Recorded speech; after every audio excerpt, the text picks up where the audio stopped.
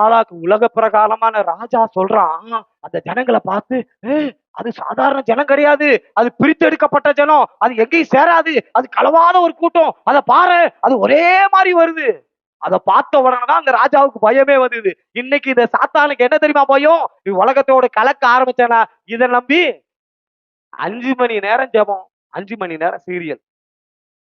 அவன் நினைப்பான், நீ இன்னும் 5 இல்ல 10 மணி நேரம் பண்ணு, விழுந்து புரண்டு ஜெபம் பண்ணு. நடக்கவே நடக்காது, பயம் வர.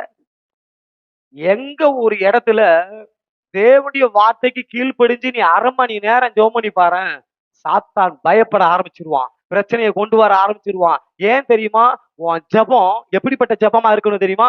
சாத்தானின் அரண்களை அசைக்கிற ஜெபமா இருக்கணும். கையை தட்டி வாயை திறந்து ஒரு நன்றி சொல்லுங்களேன். உங்க ஜெபம் எப்படி இருக்கணும்னா, அவன் பயப்படணும். ஐயோ இவன் ஜெபம் பண்ண, ஐயோ வேணாம்பா, 9 மணி ஆச்சா இவன் என்ன பண்ணிடுவா, முழங்கால் போட்டுருவா. 6 மணி ஆச்சுன்னா இவன் என்ன பண்ணிடுவான், முழங்கால் போட்டுருவான். இவன் ஜெபம் பண்ணாலே எனக்கு ஒரு பயம் வந்து, அந்த பயம் என்னைக்கு சாத்தானுக்கு வருதோ, இப்ப பரலோகம் ஒன்ன பார்த்து கவனிக்கும். ஐயோ, நான் எத்தனை பேர் புரிஞ்சவங்க கையை வைத்து ஒரு இல்லையா சொல்லுங்களேன்.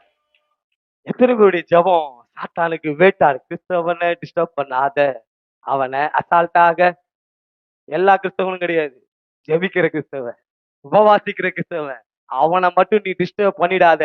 இன்னைக்கா இல்லைனாலும் அவனுக்காக ஒருத்தர் கண்டிப்பா ஒரு நாள் எழும்பி நிற்பாரு.